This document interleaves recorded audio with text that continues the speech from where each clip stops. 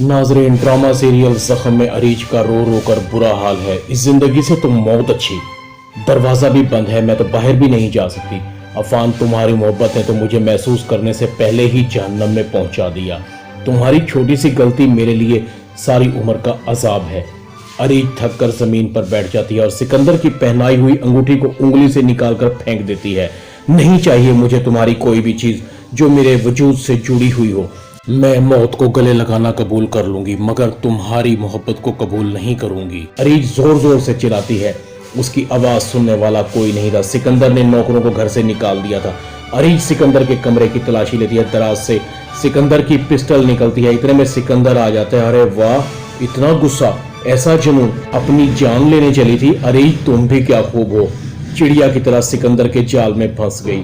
सिकंदर वो कैद है जहां लोग आते भी मेरी मर्जी से हैं और जाते भी मेरी मर्जी से, मगर तुम उन सब से मुख्तलिफ हो और बदल रही हो। ना अब वो गुस्सा, ना डर, ना खौफ और ना ही मोहब्बत। अपनी जिंदगी को आसान बना लो। चलो शाबाश, सॉरी करो, अपनी मोहब्बत का मुझसे एतराफ करो। अरीज कहती है, मोहब्बत दिल से होती है, कहने और करने से नहीं होती, मगर तुम तो उसके भी लायक नहीं हो। सिकंदर अरीज को बालों से पकड़ लेता है। अरीज कहती है, सिकंदर मुझे छोड़ो, मुझे दर्द हो रही है। सिकंदर कहता है, लाओ तुम्हारे दर्द को दूर कर देता हूं। सिकंदर अरीज की तरफ पिस्टल करके ट्रैगर दबा देता है। बच गई। एक बार फिर ट्राई करता हूं। सिकंदर दूसरी बार फिर ट्रैगर को दबा देता है। गोली नहीं चलती। सिकंदर कहता है, तुम क्या समझती हो, तुम्हारी जान इतनी आसानी से छोड़ दूंगा मैं? मुझे चीजें बनाना, हासिल करना और फिर इन्हें मस्मार करना अच्छा लगता है। अरीज कहती है, मैं चीज नहीं जिसे तुम हासिल कर सकते हो, यह तुम्हारा ख्वाब है जो कभी भी पूरा नहीं होगा। सिकंदर अरीज को बेड पर धक्का दे देता है और सिकंदर अरीज की उंगलियों को दबाने की कोशिश करता है। अरीज की उंगलियां अंगूठी से खाली हैं। सिकंदर कहता है, अंगूठी कहाँ है? अरीज कहती है, उतार कर रख दी है। सिकंदर कहता है, उतार कर रख दिया या फेंक दी है? सिकंदर अरीज को डराने की कोशिश करता है और अंगूठी को उठाकर जबरदस्ती अरीज की उंगलियों में पहना देता है। सिकंदर कहता है, आइंदा गलती से भी उतार कर उसे भूल मत जाना, वरना अंगूठी पहनने के लिए उंगलियां नहीं रहेंगी। इधर अफान को अरीज के खो देने का एहसास शिद्दत से अंदर ही अंदर खोखला कर रहा है।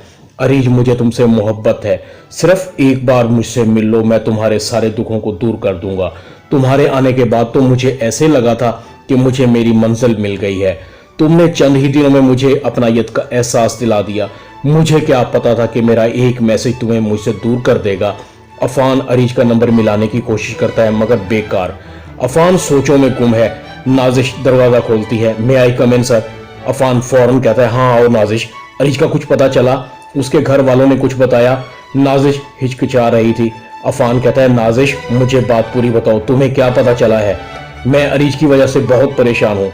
नाजिश कहती है, सर क्या करूं, परेशान तो मैं भी बहुत हूं आपकी वजह से, क्योंकि मैं जानती हूं अरीज आपकी जिंदगी में अपना मुकाम क्या बना चुकी थी। शादी हो चुकी है अरीज की। अफान का सर घूम रहा था, मगर कैसे इतनी जल्दी? क्या इसमें अरीज की रजामंदी थी? नहीं सर। अरीज ने बहुत एहतजाज करने की कोशिश की, मगर आरिफ अंकल नहीं माने, और अरीज की शादी भी आरिफ अंकल के बॉस से ही हुई है। वो बहुत जालिम शख्स है, काफी अरसे से अरीज का पीछा कर रहा था। मुझे तो लगता है बिजनेस में आरिफ अंकल के नुकसान के पीछे भी उन्हीं के बॉस का हाथ है। ना जाने अरीज किस हाल में होगी, वो तो उससे बहुत नफरत करती थी। नाजिश कहती है, सर मैं जाऊं? अफान कहता है, हाँ तुम जाओ। अफान को तो ऐसे लग रहा था जैसे अरीज के बाद तो उसकी दुनिया ही वीरान हो गई है। अरीज के साथ गुजारे गए चंद लम्हात को महसूस करके आंखों में आंसू आ जाते हैं। इतने में अफान की अम्मी सालिया आ जाती है। अफान क्या हुआ, परेशान लग रहे हो? अरीज का पता लगा कुछ? अफान कहता है, अम्मी मेरी वजह से अरीज की जिंदगी बर्बाद हो गई है। उसकी शादी एक ऐसे शख्स से हो गई है जिसकी नजर उस पर पहले ही थी। नाजिश बता रही थी कि वो शख्स काफी अरसे से अरीज को परेशान कर रहा था, मगर अरीज उससे नफरत करती थी। शादी के बाद अरीज किसी से नहीं मिली और ना कोई उसे मिलने जा सकता है। अफान अपनी अम्मी की गोद में लेट जाता है। प्लीज अम्मी कुछ करें, मैं अरीज के बगैर नहीं रह सकता, मुझे उससे मोहब्बत हो गई थी। सालिया बेगम की आंखों में भी आंसू होते हैं। पता नहीं किस्मत में क्या लिखा है। खुशियां तो हमारे मुकद्दर में है ही नहीं। पहले एक बेटा घर छोड़कर चला गया, मैं तो उसको ही भूल नहीं पाई थी। आज तक उसके दुख से बाहर नहीं आ सकी। अरीज के आने के बाद एहसास हुआ था कि कोई ऐसा आ गया है जो हमारे दुखों का मुदावा कर देगा, मगर कुदरत को वो भी मंजूर नहीं था। मगर अफान फिर भी जी रही हूँ, मगर तुम्हारे सामने तो बहुत उम्र पड़ी हुई है। ईमन को भी सब बातों का पता चल जाता है। अरीज हमेशा हमेशा के लिए अफान की जिंदगी से जा चुकी है। ईमन अफान के पास आती है। अफान परेशान हो इसके लिए जिसका साथ सिर्फ चंद दिन के लिए था। एक बार मुझे भी इतनी अहमियत दी होती।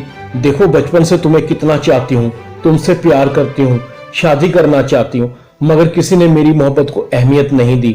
अब भी कुछ नहीं बिगड़ा अफान, मैं तुम्हें मोहब्बत दे सकती हूँ, प्लीज मुझसे शादी कर लो। एमन के हाथ अफान के हाथ की तरफ बढ़ते हैं। अफान दूर हो जाता है, मगर एमन आज फैसला कर चुकी थी, चाहे आज कुछ भी हो जाए वो बहक जाएगी मगर अफान को हासिल करके रहेगी। एमन अफान को दोनों हाथों से पकड़ लेती है। एमन की आंखें अफान के चेहरे पर मरकूज थी, जिस्म बहुत करीब थे। एमन की अफान को पाने की प्यास बढ़ रही थी। प्लीज अफान मुझे समेट लो, आज मैं सब कुछ अपना तुम पर लौटा दूंगी, मेरी आग को महसूस कर लो, आज हमारे दरमियान में कोई नहीं है। अफान कहता है एमन ये क्या कर रही हो, तुम अपने आप में नहीं हो, हद से बढ़ रही हो। अफान एमन को जोर से झटका देता है। शट अप, इस तरह तो बाजारी औरतें भी नहीं करती, आज तुमने अपने आप को मेरी नजरों में गिरा लिया है। अफान तेजी से कमरे से निकल जाता है। एमन आग में झुलस रही थी, उसका पूरा जिस्म गुस्से से तिलमिला रहा था। अफान आज तुमने अच्छा नहीं किया, मेरी मोहब्बत को नफरत में बदल दिया है। अब तुम्हें मैं बताऊंगी नफरत क्या चीज होती है। अगर तुम मेरे ना हुए तो मैं तुम्हें भी किसी का नहीं होने दूंगी। ना जाने कब रात गुजर गई, एमन की सुबह तक आंख नहीं खुली। लगता है कि रात का असर अब भी बाकी है। सालिया ज़ैनब से पूछती है एमन ने नाश्ता कर लिया ज़ैनब? नौकरानी कहती है नहीं बीबी जी, एमन बाजी तो अभी तक सोई पड़ी है, बाहर नहीं आई और उनके कमरे की तो अंदर से कुंडी लगी हुई है। अफान सब कुछ समझ रहा था।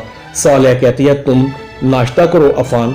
इधर अरीज और सिकंदर के दरमियान मुकाबला जारी है। अरीज हार मानने का नाम नहीं ले रही, मगर सिकंदर की तन्हाई बढ़ती जा रही है। अरीज किचन में काम कर रही थी। सिकंदर कहता है तुम्हें ये सब करने की जरूरत नहीं है, घर में नौकर है। हाँ मैंने आरिफ साहब को नौकरी पर बहाल कर दिया है, बेचारे ने बहुत दिन बेरोजगारी देख ली, क्या करूं, सुसर जी की तकलीफ बर्दाश्त नहीं हो रही।